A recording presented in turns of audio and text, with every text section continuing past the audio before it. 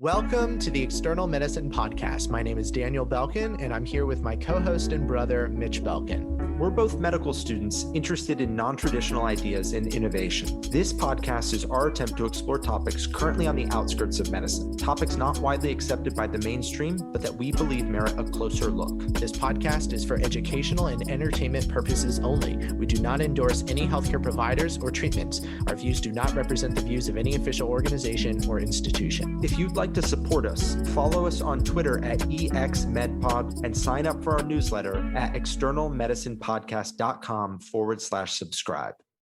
All right. Today, our interview is with Yuri Deigin.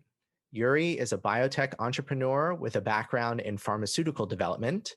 He received degrees in computer science and mathematics from the University of Toronto and an MBA from Columbia University. He is the CEO of Youthereum Genetics, a company which aims to translate epigenetic rejuvenation therapies to humans. We first became aware of Yuri in April of 2020 when he published a detailed genomic analysis of SARS-CoV-2 on Medium.com. Unfortunately, because of lack of time, we didn't discuss his work on the lab leak hypothesis in this episode. This conversation was recorded on June 25th, 2021. In this interview, we speak with Yuri about aging, which he argues is fundamentally an epigenetic phenomenon. We discuss partial reprogramming using Yamanaka factors, evolutionary explanations for aging, and recent in vivo experiments which suggest that aging is partially reversible. We also touch on mRNA vaccines, specifically to discuss recent allegations made on Bret Weinstein's Dark Horse podcast with Steve Kirsch and Robert Malone. And now we bring you Yuri Deigin. We're here with Yuri Deigin. Yuri, thank you so much for joining us on the External Medicine Podcast. How are you doing today? I'm doing well, thank you. Thanks for inviting me. Before we get started, do you have any conflicts of interest? Not really. I mean, depends on what. I mean, we're developing a gene therapy to target aging or to rejuvenate people. So unless we're, going to get into that, I don't think, I have any conflicts of interest when it comes to COVID origins or vaccines. I'm not really paid by the Gates 5G Depopulation Alliance to write my vaccine articles. So that was a joke. I don't really have any conflicts of interest. Let's talk a little bit about Youthereum Genetics, your company. What is the company and what's the mission that you guys have?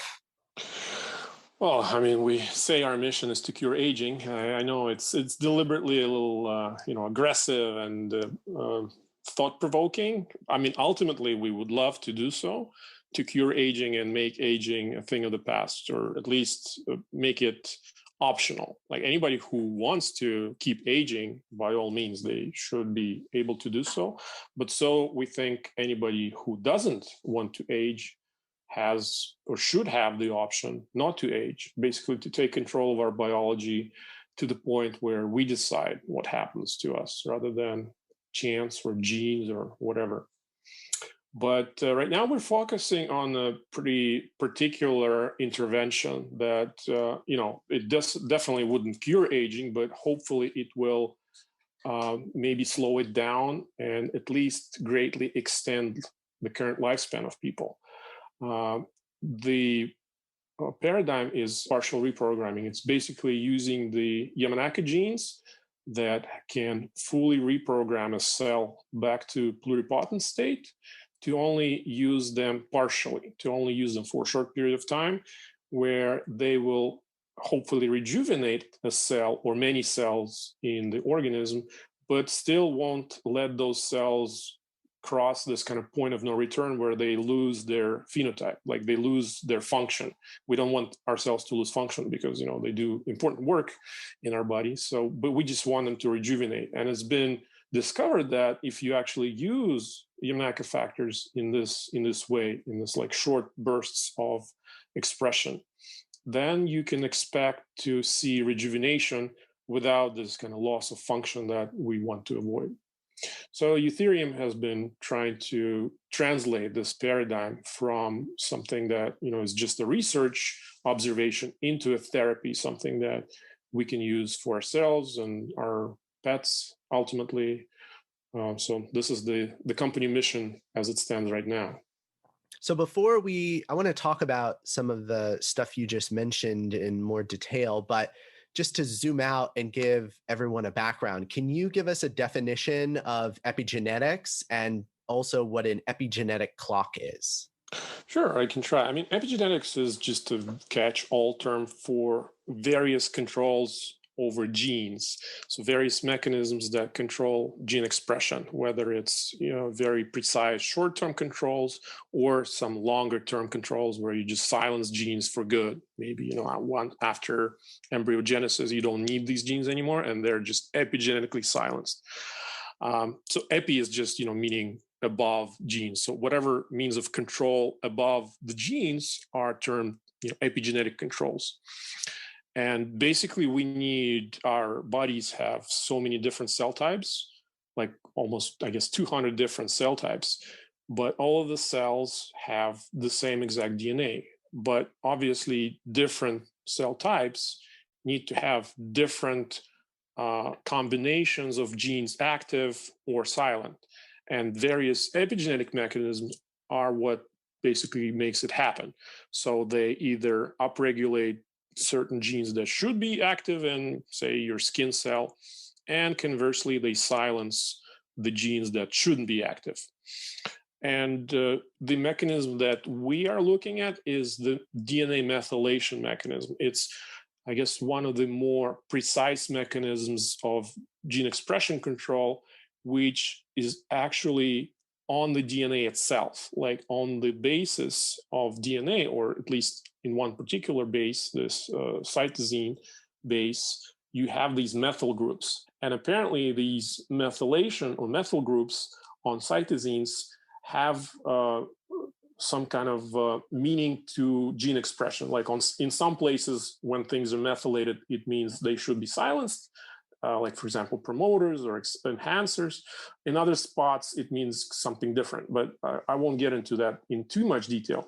But basically, the good thing is that we now realize that there is some sort of a methylation clock that we can use very precisely to tell how old someone is.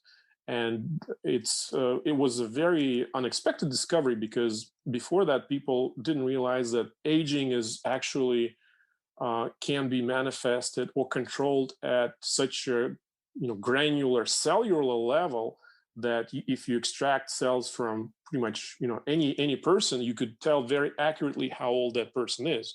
People thought that aging would be more of a stochastic thing, and definitely like gene expression, people thought shouldn't really correlate with aging or with epigenetic mechanisms, until Steve Horvath, or actually some people even before Steve Horvath, have shown that there is this methylation clock in very different types of tissues that can very accurately tell how old someone is just based on this epigenetic pattern of methylation. Some genes are methylated, some are demethylated.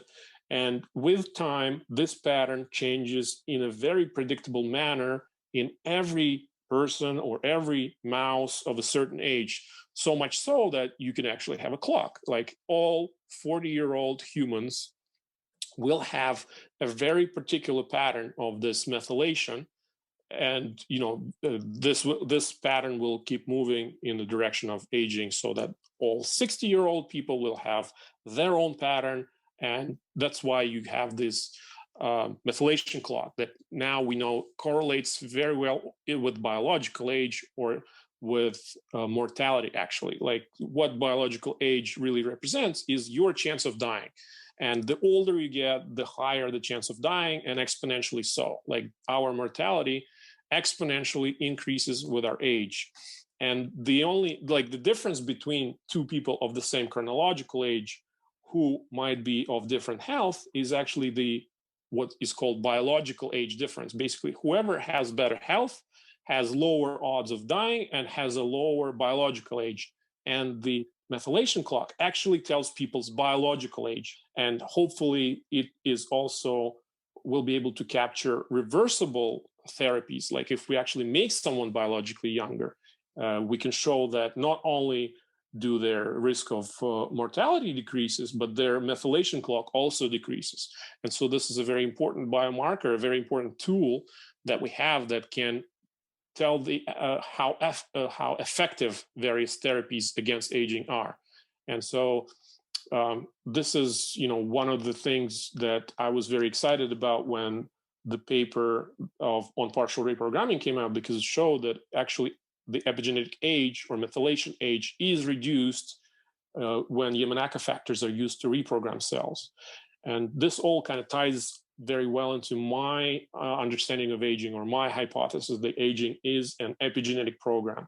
And this is why I think Yamanaka factors are the perfect vehicle, the perfect intervention to try to rejuvenate people, because it kind of deals on the very proximal origin of aging, because it deals with epigenetic, and it not only decreases the epigenetic pattern, but it decreases the biological age that is underlying the epigenetics, basically the gene expression that is really driving things. Like, just methylation itself is not interesting. What is interesting is what happens to those genes that are silenced or upregulated, because it's ultimately the genes that are doing the work, the gene expression that does the work. Either the proteins are upregulated and are created in a bigger abundance, or conversely in lower abundance. And like the difference between like the good proteins and the bad proteins is what makes someone kind of in better health or worse health. Like if you have the good things like that, say fix DNA breaks or degrade misfolded proteins, and those that machinery is those genes that are responsible for those processes is actually downregulated with age. Obviously, someone will who has this downregulation will start feeling worse and worse. Their health will deteriorate. Conversely, the bad stuff, like for example, retro elements that are normally suppressed in your genes, if they're starting to get more and more active, like if their epigenetic silencing gets worse and worse, and those genes start actually kind of wreaking havoc on your genome with age, that also will contribute to your health deterioration.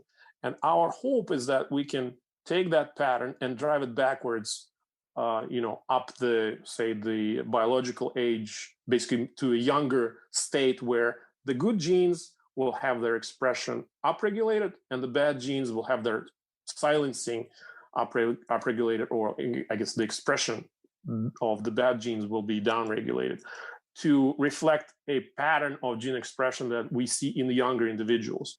So I guess that was a very long answer to a pretty simple question, but I apologize. I tend to go off on really long answers sometimes.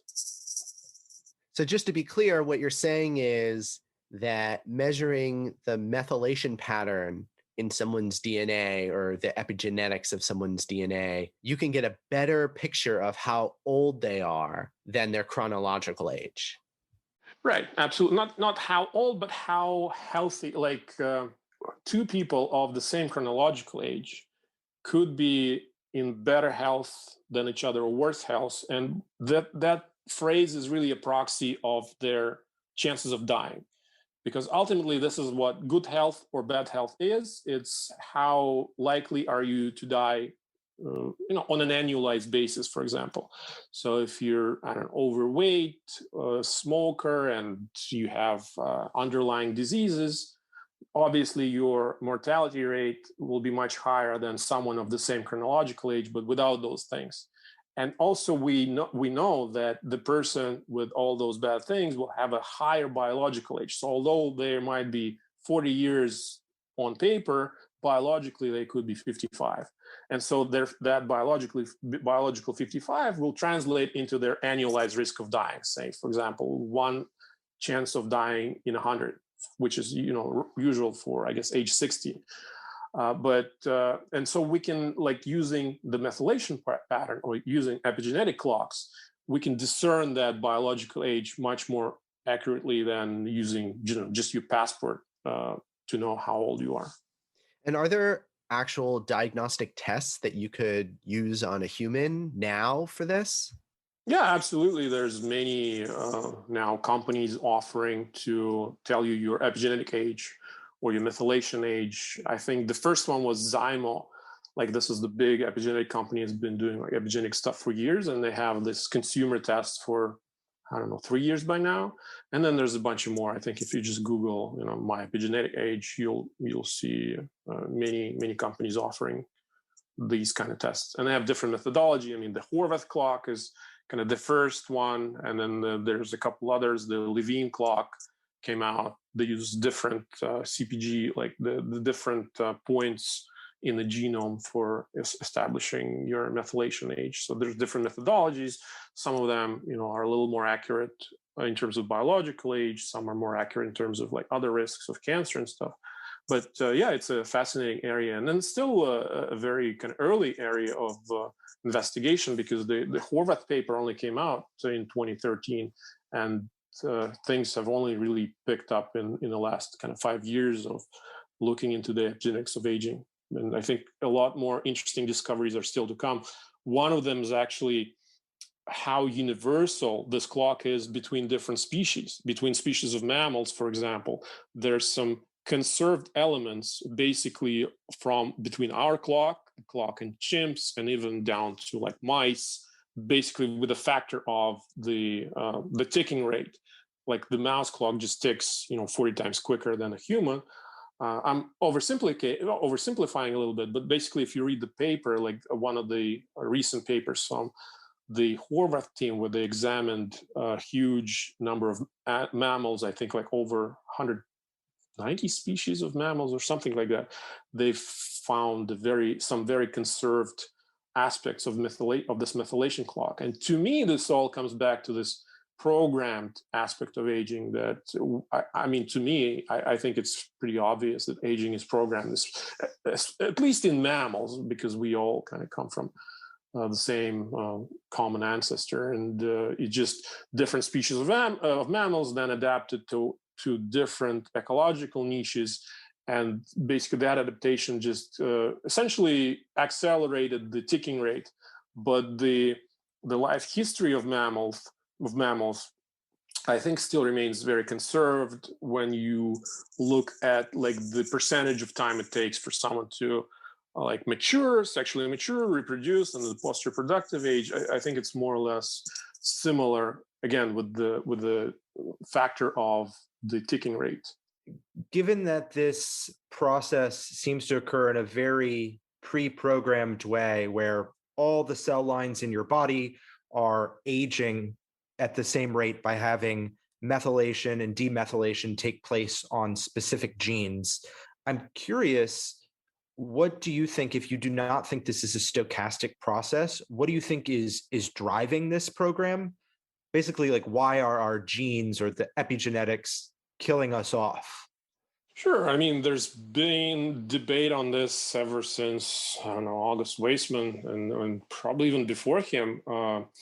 And our explanations for why genes might want us dead, I think, are really secondary to the observed facts. Like, we could think and like argue from an evolutionary standpoint, and then it just becomes an argument in itself about who thinks they know evolution better. And people are like, no, that's impossible because it will only be possible under group selection. And like the people who think, aging is an adaptation will be like, duh, yeah, we observe group selection. And the other camp will be like, no, thou are heretics. Group selection is, impossible because we say it is impossible.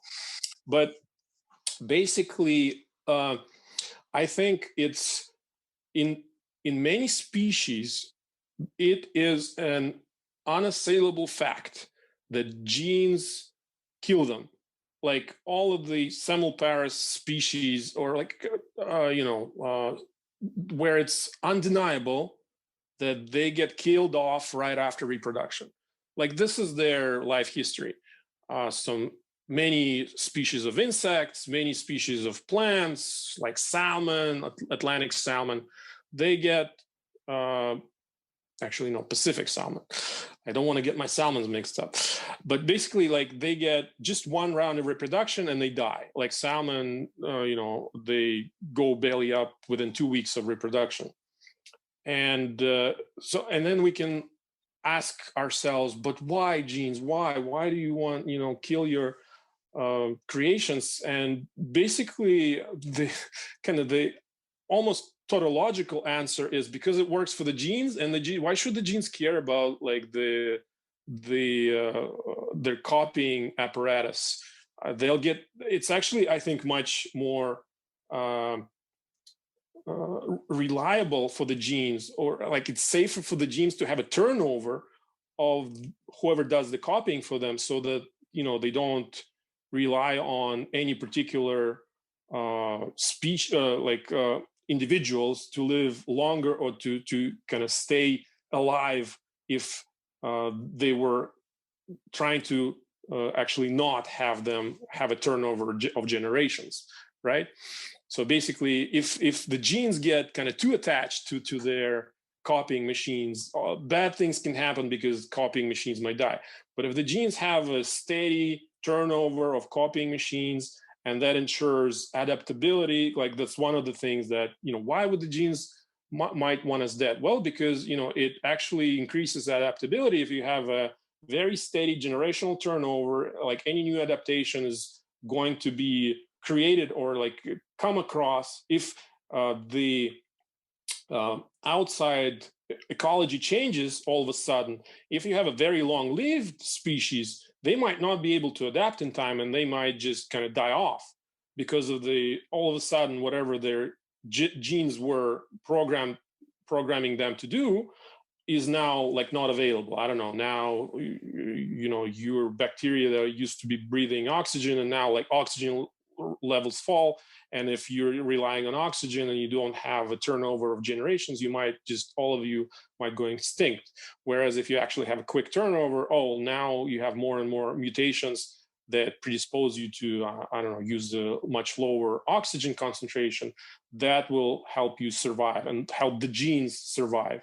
And so again, those are all just kind of hypotheses about why exactly genes would want to do such malevolent thing to us, but all of them are really just kind of guesses, which at the end of the day don't really matter because they make no difference on the observable facts.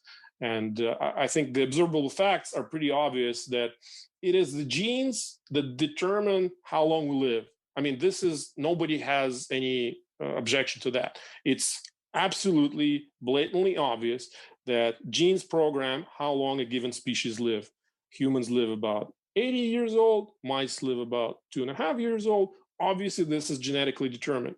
Now, whether it's all just an accident that genes, weren't able to give mice an 80-year-old lifespan, or is it a programmed, like when the genes decide when reproduction stops, when menopause begins, when gray hair starts, is it all pre-programmed or not? I mean, this is all secondary. We basically know that we have to kind of go against the genes or try to modulate the genes if we want to have any measurable, like radical slowing down of these processes or reversal of these processes. At least to me, this all means that we have to go after the genes. And why the genes do this is more of an academic debate rather than a practical issue. Let's talk a little bit about the practical issue of Yamanaka factors. Can you talk a little bit about how these transcription factors can turn a cell into a more embryonic form, a pluripotent stem cell? How does that exactly work? And then I want to sort of move from there into some of the experiments that are interesting, like the progeria mice. Right. Well, I mean, it was really kind of magic of science to have discovered that these genes do that. They can actually turn a cell backwards kind of in time, or at least in its development pathway, and let it climb up the Waddington landscape all the way to pluripotency, because that was absolutely non-obvious. And in fact, that was thought, blasphemous when people initially were suggesting that the pathway towards terminal differentiation is anything but reversible. Anybody who thought it might have been was called wrong, to put it mildly. But so initially people thought, how do cells like end up in those differentiated states that they end up in? And the thinking was maybe, during this differentiation pathway, some of the genes responsible for like pluripotency or something else are actually like thrown out of the cell into, I don't know, the extracellular matrix or whatever. And so that's what is responsible for this, as people thought, irreversible pathway towards terminal differentiation.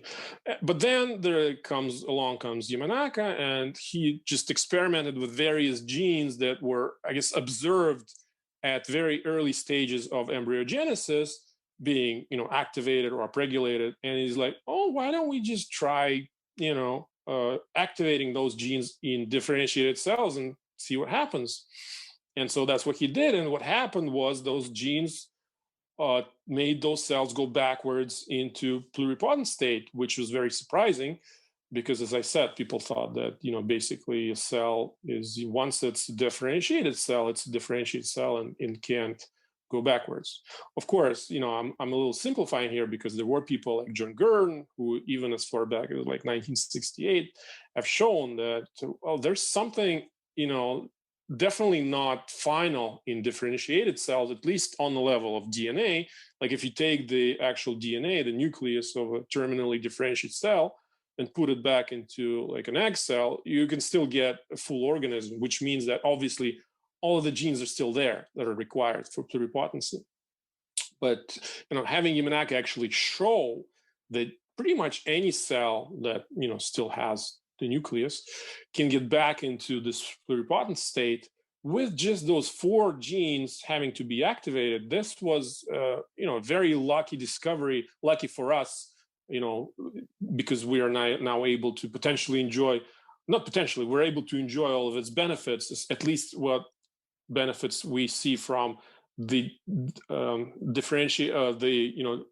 turning differentiated cells into reprogrammed pluripotent cells, because that in itself is a kind of huge area of regenerative medicine that has opened up because of that. And also we're lucky because we can potentially enjoy the rejuvenation benefits of having this process of reprogramming back to pluripotency, which was also later observed to be also a rejuvenating process, which was another kind of lucky discovery, because it turned out that if you take an old cell, old terminally differentiated cell, and you reprogram it back to pluripotent state, it actually becomes a young pluripotent state cell. And if you then redifferentiate it into like the original, say, a skin cell or fibroblast, it actually becomes a young fibroblast with all of its functions restored. So this was another serendipitous discovery that we hope to, enjoy the benefits of through our therapy and maybe other therapies that will leverage this mechanism of rejuvenation. That is actually, like, if you come to think about it, it's obviously there has to be there, like that our cells have to have some sort of rejuvenation mechanism to be able to, from old people, to generate new people every time someone reproduces, because that's what happens, right? You take old cells, like you take egg cells, oocytes, female oocytes, which are the same age as the woman herself, because they are generated during embryogenesis. A woman gets all of her egg cells when she's still an embryo. So those cells are 20, 30, 40 years old, but every time she reproduces, every time those cells are fertilized, all of the damage that might have accumulated, all of the problems those cells might have had is magically cleared. And every time you get new organism with zero H0, and this has been going on for eons, for billions of years, if we trace it back to the last common universal ancestor. So obviously cells have this mechanism, and this mechanism is hopefully is what we're able to kind of take and split away this rejuvenation mechanism from the dedifferentiation mechanism that right now it's very tightly coupled. It's only allowed for the germ cells to have this rejuvenation. And in cancer cells are they're rediscovering this mechanism, but they're like rebelling against the hierarchy of the organism. And this kind of rebellion then leads to, those cancer cells are definitely living, they're immortalized, but the organism where they, against which they go, unfortunately gets killed. So with this partial reprogramming, you've mentioned that you can do it on a cellular level. You can take an older cell and rejuvenate it and make it younger.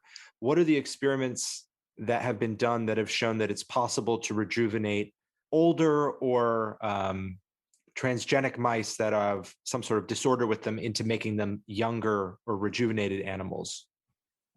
Sure. Well, I guess the kind of the seminal paper on this was the paper by Alejandro Campo, with whom we actually collaborate now, who in 2016, with his teammates from the Belmonte lab out of the Salk Institute, they've shown that if you actually use this partial reprogramming approach in progeric mice, in transgenic progeric mice, which had actually the Yamanaka factors already in their genome, then you can extend their lifespan of these progeric mice by up to 50%.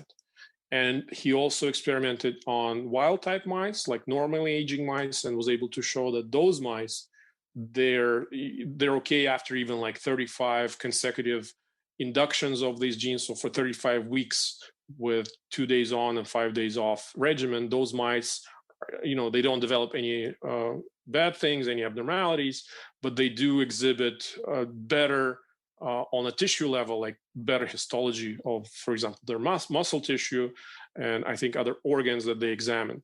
So this was a proof of concept study that actually inspired me to start Youthereum in 2017. And since then, there's been a couple other teams that came out with other studies. For example, the team out of Stanford, the company is now called Turn Bio. This is Vittorio Sebastiano and Jay Sarkar. They had a publication where they have shown that their ability to express the Yamanaka factors is also leading to some observable rejuvenating effects. And also, I think now the biggest paper I guess now the biggest is actually out of Calico, but just before that, there was a paper out of the Harvard lab of David Sinclair, where they've shown that with just the 3 of the Yamanaka factors, they can see some rejuvenation, at least in eyes, in the retina, and in like nerves in the spinal column. They were able to rejuvenate those nerves and speed up the recovery of severed nerves using their AAV gene therapy with the OSK factors without the MYC.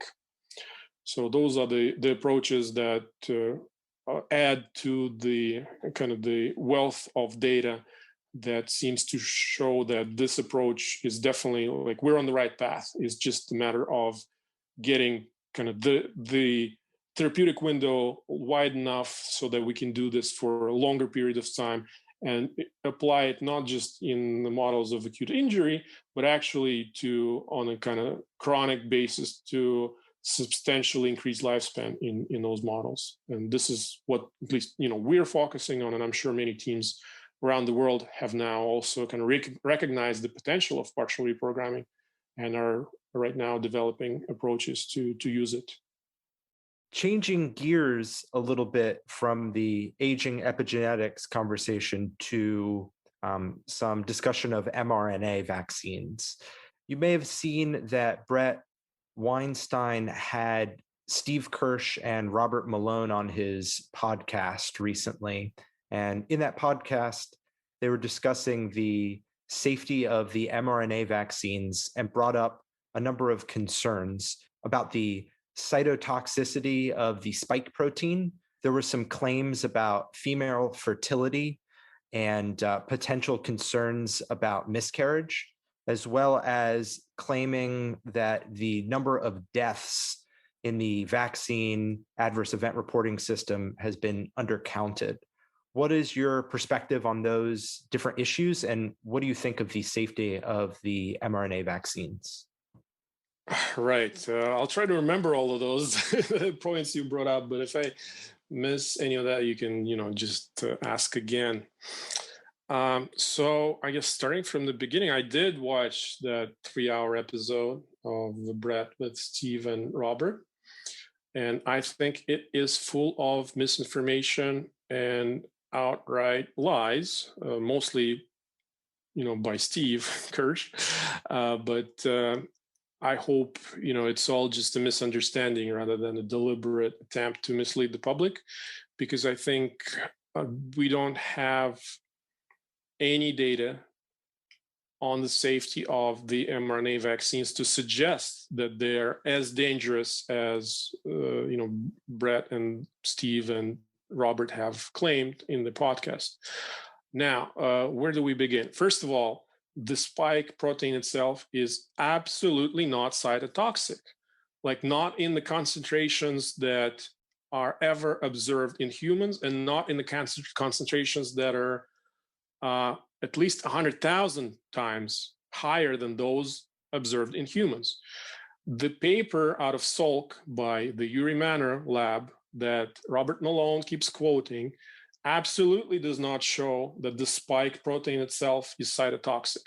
What the Manor lab has done is they took lentivirus, they pseudotyped it with the SARS-CoV-2 spike protein, and they showed that yes, the pseudotyped virus, binds to ACE2 receptor and can cause all sorts of, when it binds and it enters those cells, the pseudotyped virus can just as well as SARS-CoV-2 can enter those cells. But even if it does, those are viral particles. And those viral particles were used in concentrations like 100 times greater than whatever is seen in either vaccines, like vaccinated people, or people with SARS-CoV-2 who actually have higher titers of free circulating spike proteins. Now, if you compare, vaccine safety to COVID, and they've showed, the Manor lab basically showed that whatever happens is issues with the actual ACE2 receptor signaling. Like and whatever cytotoxicity might have been observed is from retroviral particles actually getting into those cells based on, binding to the ACE2 receptor. Since then, there has been a study who actually did use just the spike protein itself in the mice, and they used the dosage that is like 100,000 times to 1,000,000 times higher than, again, what is observed in humans. And what they did is they actually took that spike and not injected into the lungs, but like with, I guess, actual like lavage, they put it into the lungs using like a tube with a liquid. And they observed some inflammation in those mice, not surprisingly, because of such huge dose of spike. But really what they also observe is those mice they recovered very quickly. Yes, there was inflammation as expected, but it's not like those mice keeled over and died. They just lost some weight compared to the control group, but then they regained almost all of the lost weight within like 48 hours. And obviously those mice didn't die. Finally, there is now a vaccine, the Novavax vaccine, which is made out of this spike protein, purportedly toxic. And again, this vaccine has gone through clinical trials and nobody died from the vaccine. And it's just so ridiculous to have people keep repeating this stupid things about the cytotoxicity of the spike protein by itself. Absolutely not in the doses that we see in the vaccinated people. Spike is absolutely not toxic. Now, to the other point, the reproductive toxicity.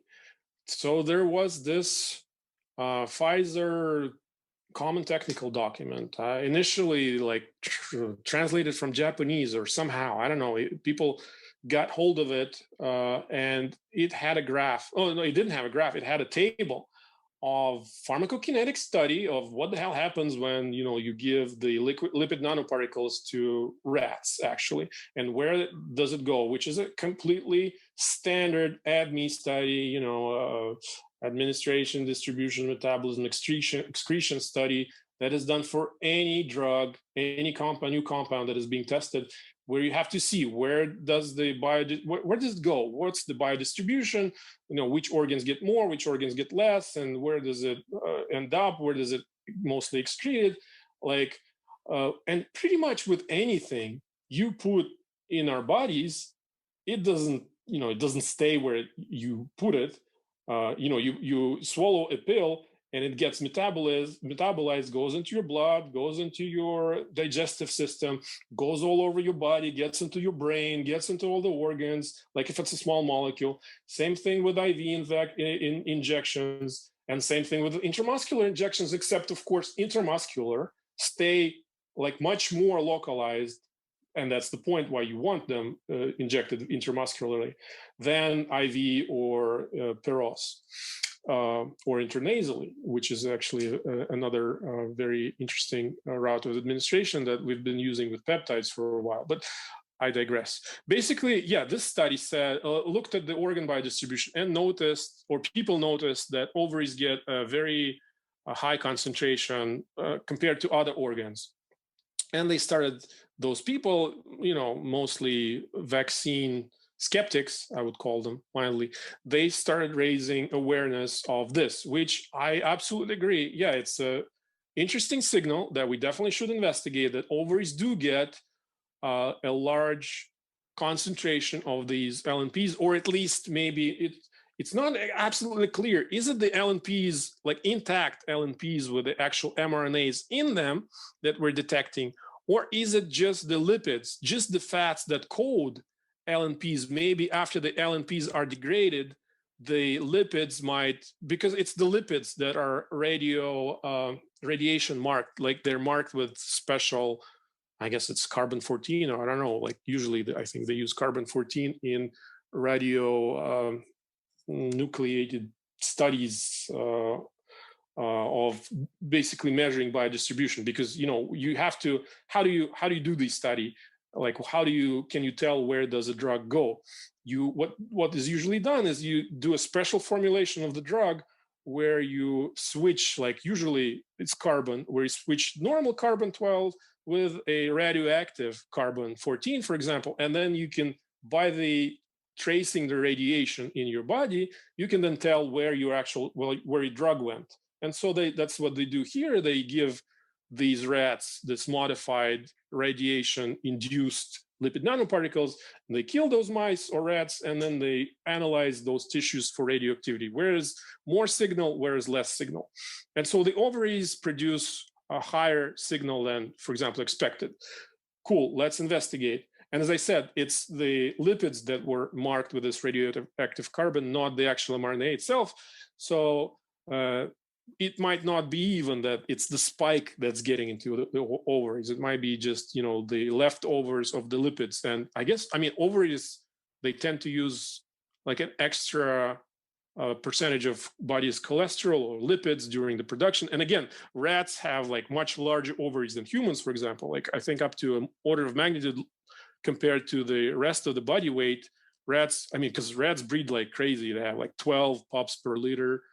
And anyway, so we definitely should investigate. And obviously not just we, those scientists who ran those studies, they investigated. They actually did follow-up reproductive toxicity studies. They actually looked at the ovaries, the histology of the ovaries, like, do we see any abnormalities in those rats? They didn't see any abnormalities. They didn't see any reproductive pathology in those rats. And so they concluded, that's safe enough, even despite this high concentration of lipid nanoparticles that we observe in those rats, it's safe enough to go into human studies. And of course, it's the human studies then that follow up with, all of these signals of concern. And they did, tens of thousands of people underwent clinical trials with these mRNA vaccines. They didn't have any signals of reproductive toxicity in humans. They had pregnant women already take the vaccine and give birth. Basically, at this point, we can be reasonably certain that even though we do observe this high concentration of lipid nanoparticles, it does not come with the clinical effect. Like, it does not negatively affect reproduction in humans or reproductive function, or even the tissue itself, the ovarian tissue. Okay, that out of the way, I also have a gripe with the actual graph that they used in the podcast with Bret and Steve and Robert, because in that graph, they plotted this concentration in the ovaries, And basically, Steve kept saying that all the LNP's concentration peaks in the ovaries, which is absolutely false, because they actually left off at least 3 or 4 other organs with a much higher concentration than the ovaries. The ovaries had like a 12 concentration of whatever per whatever, and they had like the actual injection site. The injection site always remains as the peak concentration and the peak dosage. At any time point you study, the injection site has the most lipid nanoparticles than any other organ by far. In this case, by time point 48 hours, the injection site was like 164 concentration, compared that to 12. And liver had like 24. I think spleen had also like in the 20s, and adrenal glands, and he left all of those off of the graph to make it seem as if the ovaries really are like crazy, like getting all of the LNPs are just swarming into your ovaries and making them explode, which I found misleading. I kind of, I called Steve out about this on Twitter, but he never really responded. And he still, to this day, from what I see on Twitter, seems to promote that ovaries are somehow like the target of the LNPs, which again, as I said, is absolutely not true. Now, what other points did we have on that question of mRNA vaccines that you would like to address? The third point was that the VAERS, the Vaccine Adverse Event Reporting System, has a certain number of deaths associated with the vaccine. And the claim, I believe, was that the deaths directly or indirectly caused by the vaccine is being systematically or inadvertently vastly undercounted. Right. And I guess the people who promote the claim that it's vastly undercounted usually refer to the study from like 2012 that showed that only 1% of adverse events are reported in VAERS. And of course, that study looked at mild adverse events, like headache or whatever, which obviously you don't, like people, they usually don't bother telling their provider or even themselves reporting. But deaths are a very serious, it doesn't get any more serious than death, serious adverse events that I'm sure are reported, to a very high percentage, basically because healthcare providers and vaccine manufacturers are required by law to report it. Coroners or medical examiners, when they have a dead person, they will, I'm sure, see that this person has been vaccinated recently, and even if they think it doesn't have a causal effect, they'll report it. Let the vaccine manufacturers, or like CDC is investigating all these reports. Let them investigate and establish causal or not causal. That's all of those reports are. Like 5,000 reports are question marks. Like we had this person die, they were recently vaccinated. We don't know, is it causal? You guys figure it out. This is all it is. And yes, we are seeing unprecedented numbers of these deaths. Like usually they were in the hundreds with like the flu vaccines, and now they're in like 5,000 there, 5,200 by my latest count, potential deaths, potential. And why so many? Well, did we ever really have this huge, 180 million people vaccinated in a span of like 3 months? And actually, like most vaccinated people were old people, like in the higher, basically the people who are in the highest risk group were vaccinated first.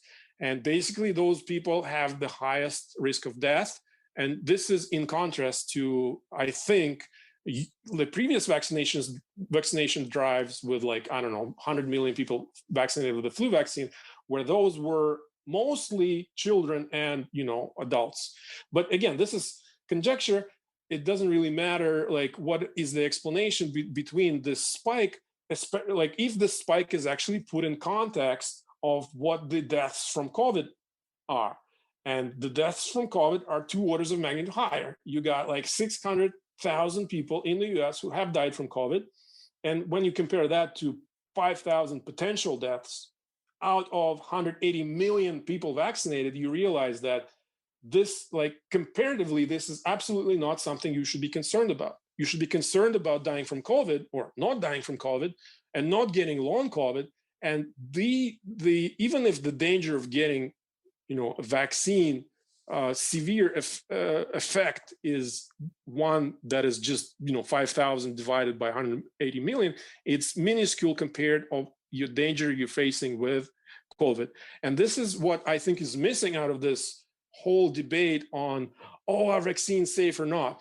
Yeah, this is absolutely not perfect rollout of vaccines by my standard as well. I wouldn't, if this wasn't an epidemic, I would not inject myself with a vaccine that has only been, had 1 year less than 1 year of testing. But we are in an epidemic, and we are on the clock against COVID and against COVID developing even worse mutations than the Delta variant. You can see that, how much more dangerous it has become only in a span of like less than a year. And if we don't quickly overpower it and eradicate it, it might develop even worse mutations. And even with Delta, we're seeing it's targeting younger and younger people, and younger people are having worse and worse outcomes.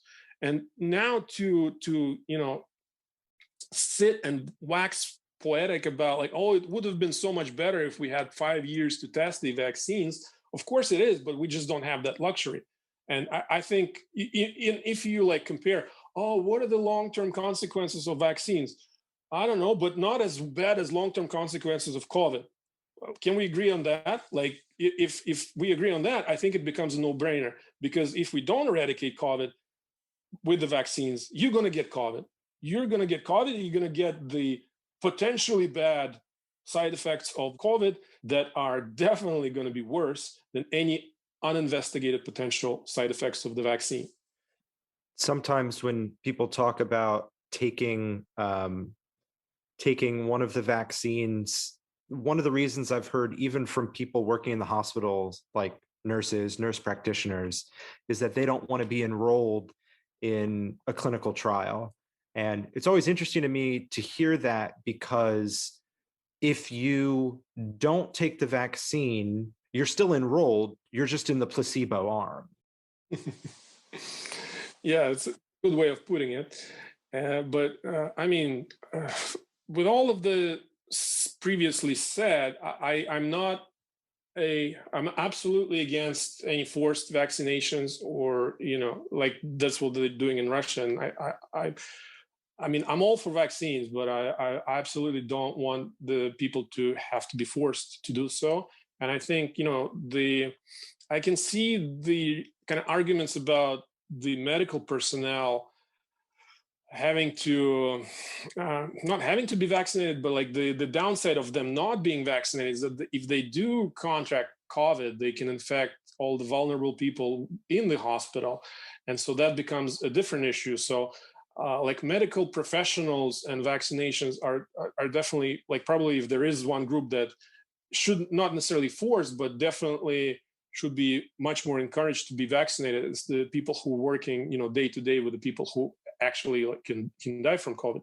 But for everybody else, as much as I think, the vaccines are a safe and a great like invention, like one of the, greatest inventions of medicine in general, and this particular vaccines that are so effective, so quickly able to ramp up the production, like when else in the history of the world were we able to create a vaccine and have it distributed to like billions of people within essentially a year, or a year and a half after the outbreak? This is completely novel, and humanity is finally reaching the kind of the levels of science fiction ability to control our biology. But still, I think people should be able to make a choice for themselves, and they shouldn't face negative repercussions, if they are hesitant to basically use any therapy that even might be life-saving for them. They should have a choice to opt out. Of course, if that affects other people, like for example, if you're a medical professional, there is a much more gray area than just if you don't want to be vaccinated, just you can be kind of self-isolating. But I guess this is a little bit out of the context of our current conversation. Thank you so much for joining us on the External Medicine podcast, Yuri. If people want to learn more about your writings and your company, where should they find you?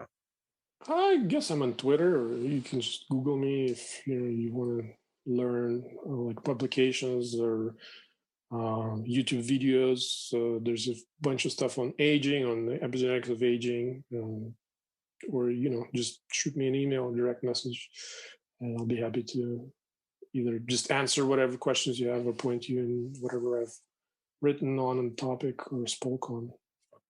Thank you once again.